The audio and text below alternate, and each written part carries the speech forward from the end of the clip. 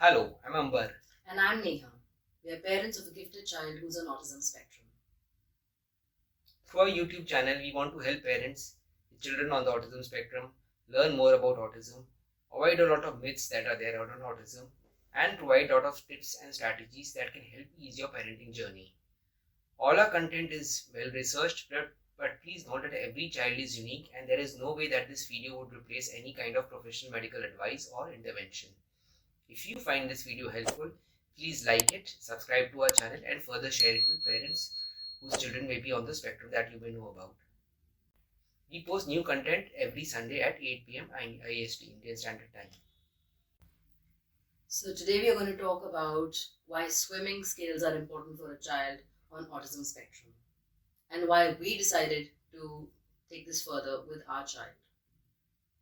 Water play is highly preferred activity for a lot of kids with ASD.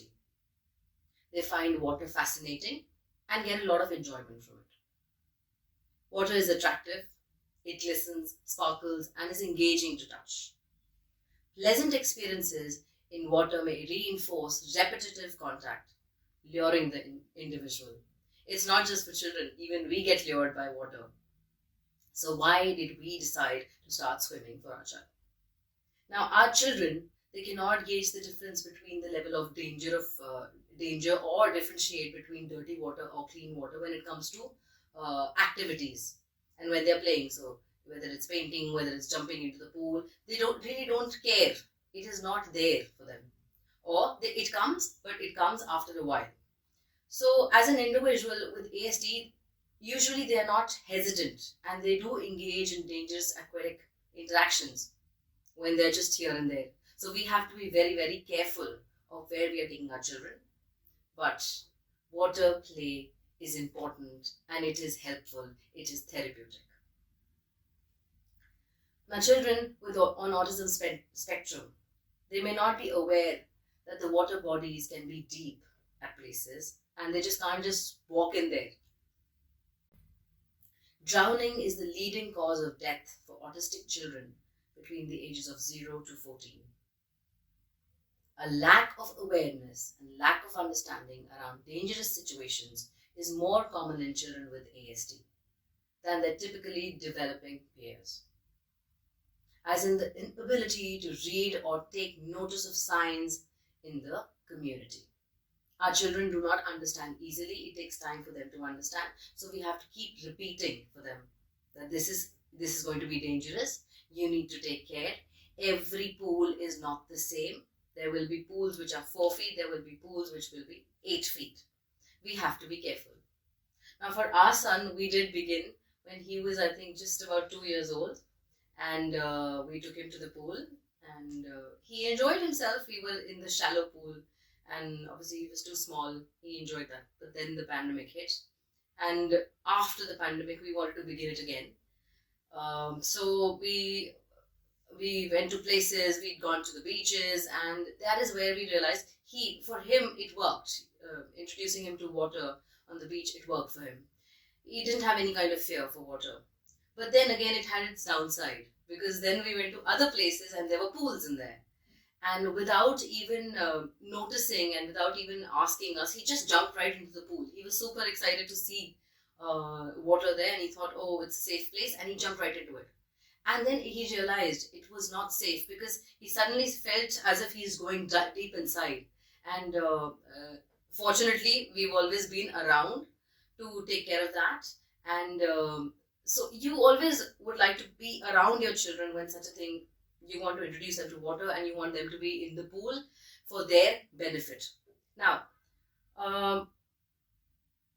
according to the Autism Spectrum Disorder Foundation, swimming can help children on the autism spectrum improve speech, coordination, social skills, self-esteem, and cognitive processing.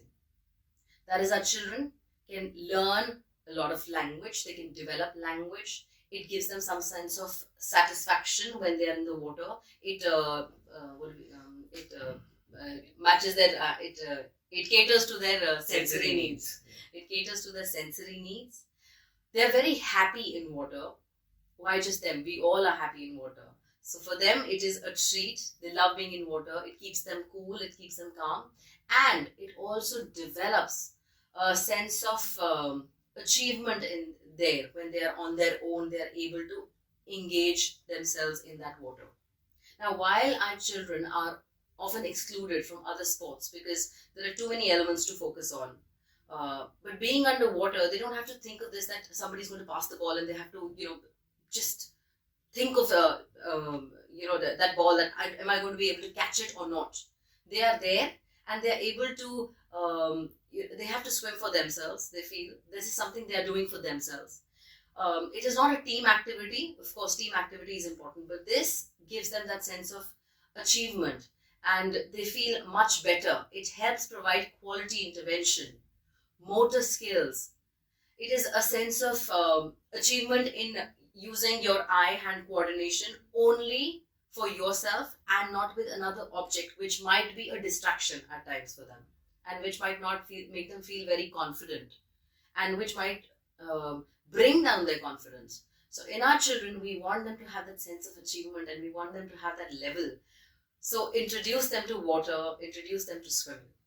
Now remember, swimming can offer a sensory rich experience which can be both beneficial and challenging for children with autism. Pay attention to the child's sensory needs and preferences. Some children may enjoy the feeling of water on their skin. Like our son really enjoys it. He's in the bathroom for so many hours at times, sitting in his tub. While others may prefer using flotation devices for added support. Now, some children with autism may have sensory activities or sensitiveness sensitiveness or anxieties related to water. So, you might want to start introducing your child gradually to the pool. Not all children would love water. Some would actually really get scared out from it. So, you may want to introduce water gradually to them. Instead of going to a pool first, you may want to, try, making them go in a bigger tub or, those inflatable pools that you get. And so gradually build that exposure to, help them reduce any kind of, so that the anxieties can get reduced. Yeah, they can also show other people swimming in water, how they are doing it. You yourself have to do it. We ourselves have to do it to show it to them. So how do you teach swimming to a child who is on the autism spectrum? Now, the number one thing is the routine. We have been repeating the word routine in most of our videos. So routine is very, very important. You have to think of a routine, not just before the swimming lessons, but after the swimming lessons as well. What would be the process that would be followed when the swimming lessons begin? So, and what time the child would be going, what would he be doing before the lessons begin, what would be doing after the lessons. Form that routine. Most of the children would, like to take an object with them to the swimming pool, which then they can relate to. Okay, I'm taking this, have this object with me, so now I'm going for my swimming lessons, or I'm going to the swimming pool now. It could also be the picture of the instructor. You could show that picture of the instructor to them so that they can know that now that I'm going to go for my swimming lessons. Or it could be a particular toy, or it could be, those swimming goggles or tube which the child will carry with him. So introduce some kind of object or a toy that the child can relate to with swimming, and make sure that the setup is similar throughout the duration when the child is trying to learn swimming. So maintain that consistency in the routine, and so that's very important. Then there has to be a suitable task variation which includes free time. Now what do I mean by suitable task variation? It doesn't have to be that the child is taken to the swimming pool, he is given to the instructor gives him certain set of instructions, and then the child is out of the swimming pool and is back home. No, there has to be a variety in that entire process when the child goes to the pool.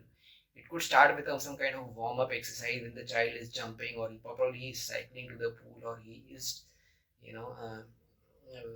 any kind of fun stuff that the child is doing prior to swimming. Then it could be that shower. My son loves taking the shower, and it's of course mandatory before the pool. So that could be the second option. Then it could be group instructions. When the child then finally enters the pool, there could be group instructions if he's taking a group swimming class, followed by individual instructions, and that depends on how verbal or social your child is. And then there would be a free play time, and this is mandatory. Children will learn through play. There was an incident when we initially put our child into this for the swimming lessons. The swimming instructor was not a special needs swimming instructor, so he was just making him do a lot of stuff, and the child was not getting enough time to play or enjoy after that. So initially he was very excited to go for swimming, but then later he didn't want to go for swimming, and when he used to say no swimming, no swimming. But then we started introducing play back to him. So remember, children will learn through play. You don't have to, if you're paying for a swimming lesson, don't think that you have to get the bang for your buck. If you're paying certain amount for, say, a half an hour lesson or a 1 hour lesson, then the child has to utilize that entire 30 minutes or 60 minutes, whatever the time is, just learning. That will never work for a child with autism. He has to get enough time to play and practice his new skill that he's learning at his own pace. So that has to be introduced. If you have an instructor who is generally the instructors, there are certain instructors who are used to training children on the spectrum, then they understand this. But if your instructor is a regular instructor who doesn't have much experience with the child on the spectrum, then this has to be explained to him very well. And of course, then followed by a proper goodbye routine, so that the child understands that, okay, these are all the steps that involve when I go for my swimming lessons. Then there all has to be a suitable parent involvement also. It's not that you can just leave the child to the instructor and then go out and then think that the child will learn swimming on his own with the instructor. That doesn't work with children on the spectrum. You have to as a parent, you have to make yourself available and be a part of the swimming lessons. Discuss the swimming milestone with the instructor, what the child has learned, what is he trying to learn. Get into the water. Now, again, in our case, I don't immediately get into the water, because then my child would start playing with me. So I allow the child to, go get into the pool, be with the instructor. I notice him from far away, but then I am noticing what the instructor is doing. And otherwise, there are certain instructors who might, the child, they don't take time to get familiarized with the instructor and listen to the instructions. So they might avoid him, and there are going to be certain instructors who may just give up. So you have to be involved and see how the instructor is training your child, how easy getting involved with him, and then after that you could practice that with the child in the pool. And then swimming is a very great bonding experience, and between the child and the parent, it's a great form of bonding activity. You have to use visual aids and visual prompts. Now visual aids, initially when we went for the swimming, the child just would jump into the pool, but then he had to understand that there's a process that needs to be followed. He needs to wear his clothes, he needs to wear his swimming cap, he has to take a shower, he has to wear a certain swimming costume before he gets into it. There were instances where he just jumped into the pool in his usual clothes, or when he didn't try to wear a swimming costume. So all those things have to be taught to him through visual aids or short instructions. Even when the child is learning to swim, instructions have to be short. For example, close your mouth, head down in water. We use very, very short instructions. And then it's not just the instructions you have to tell the child, you have to also show physical prompts. You have to do the activity so that the child knows what he needs to do. For example, my child, when the instructor tells him mouth close, he tends to close his nose instead of mouth. So, or whether he'll just slightly shut his mouth like this, but then he can't swim.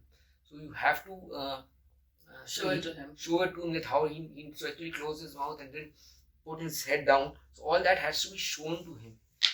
And the shorter the instructions, the better it is for the child to understand and learn. Always better to demonstrate something to them. They pick it up faster. Yes. Now, if you have an instructor that I told you earlier who is good in working with a special needs child, then probably this is something you may not have to worry about too much. But in our case, we don't have such an instructor, so we have to get involved a lot. You have to make sure there's a right child to teacher ratio when the child is put into the swimming instruction. Now, if there are a lot of kids in the class, then our children would find it difficult to be in a group in a group lesson, and they would tend to lose what the instructions that are being given to them. They may get confused whether those instructions are for him or for other children, or they would get confused. We all know how are good our children when it comes to group activities. So you have to keep the child to teacher ratio as low, not more than 4 to 5 children in a class, in a group class. And if you are getting involved, then probably a 6 or 7 children not a would big go, difference. but don't try to put them in a big group swimming lesson activity. The lower the numbers of children, the better for the child. In our case, we have tried to have a 1:1 ratio, but depending on which part of the world you are staying, how costly the swimming classes are, you may want to choose according to your requirement. Do get your child enrolled for swimming lessons, and I hope you found this video helpful. Thank you so much. Thank you very much.